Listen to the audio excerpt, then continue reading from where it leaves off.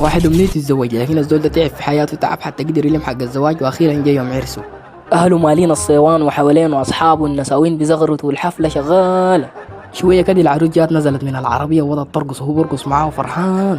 بعد شوية صحبان والحفلة كلها جاية كوركو، شيل العروس شيل العروس شيل العروس شيل العروس، قام شالها فوق ولف بها في الصوان برقص بها. فجأة جاو لك صوت في ظهره قبل كده، لقاه دابو بصحي فوقه من النوم، قال له نزل المرتبة دي ودك كبشة إلى لف بها في الحوش بتكورك، وكمان بالزغرت لما لمت لنا النساوين الحلة قدام الباب.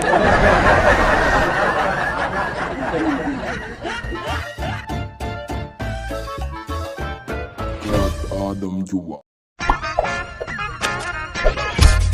في رمضان واحد قاعد في الحوش بتاع بيته فاتح له تلفزيون وبيحضر له في مسلسل. بعد شوية مرة جات من المطبخ وقفت قدام راسه وقاعد تطنطن. هو لا شغال بقى عارف لو سألها بعد ده خلاص حتبطل جوط وتطنطن كلامها الكثير ده ما بينتهي. بيدعين له وهو لا داير عيلها، لفت حوالين التلفزيون حوالينه مرتين ولا شغال بقى. في النهاية جات قالت له يا أخي عدة رمضان دي كتيرة وأنا براي ما بقدر على إلا تجيب لي خدامة. قال لا والله يا مرة أنا بعزك أنت بتستاهلي مش خدامة، والله بكرة الزوج واحدة وجع عليك جوا المطبخ ده وتاني ذاتي ما تخش فوق. وقالت له هي وين العدة اللي أنا ما بقدر لها؟ عدة رمضان دي كلها جكين وثلاثة صحان.